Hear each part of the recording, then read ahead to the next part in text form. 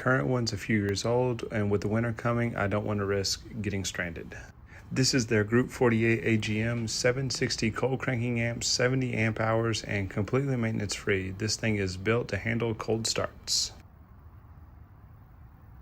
Installing this battery in my 2020 Chevy Equinox was simple, and I'm going to walk you through the steps on that, but you're just going to remove the old one, drop this one in, and you're going to tighten it down. But there's a few specific things you need to do, such as these bolts that I just pointed at. You're going to have to undo those.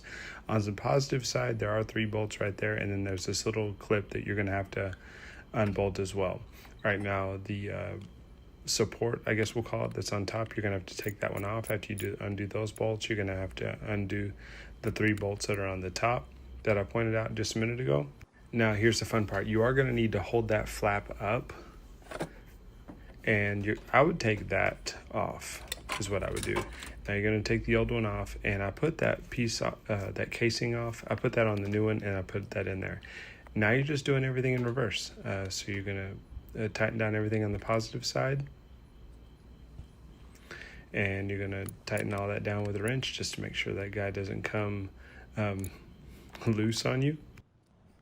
It's really just a matter of tightening everything back down just to make sure everything is secure. I will say the base of the battery, you need to make sure that that one is right where it needs to be. Otherwise, the clamp that's on top that holds the battery in place, that support that I was telling you about at the very beginning, that's going to have to be in there really, really close in order to make everything fit snug like you want it.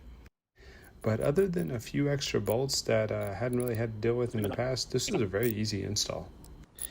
As far as the size wrenches, you only need a 10mm and a 13mm. This is the part that I was talking about before. You're going to have to push the battery around just a little bit in order for everything to fit just so. But now that this is installed, I've got reliable starts even when the cold weather hits. So if your battery is a few years old like mine, upgrading before winter hits can save you a lot of headaches. So far, this one's been pretty solid.